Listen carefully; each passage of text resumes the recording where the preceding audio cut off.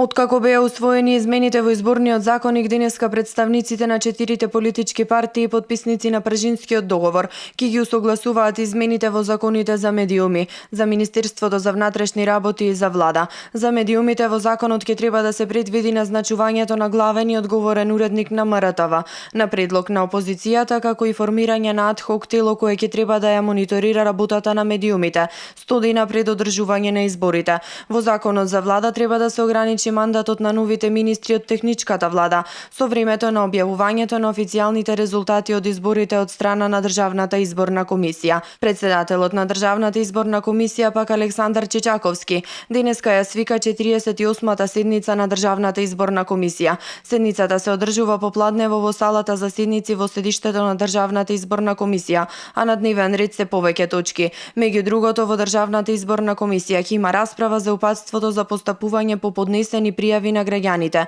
чии записи во избирачкиот список по спроведените административни и теренски проверки се спорни записи, односно за кои има несопаѓање на податоците за граѓаните предмет на проверки во избирачкиот список. Треба да биде донесен и заклучок за објавување на списокот на спорните записи на веб страната на ДИК, а понатаму ќе се расправа и за јавниот повик и образецот, односно пријавата за пријавување на лицата. Исто така се очекува и расправа за информацијата од IT секторот за состојба со гласачите, чиј што список треба да биде објавен на веб страната на ДИК, како и за одлуката за отворање канцеларии на Државната изборна комисија во седиштата на единиците на локалната самоуправа, каде ќе се спроведува пријавувањето.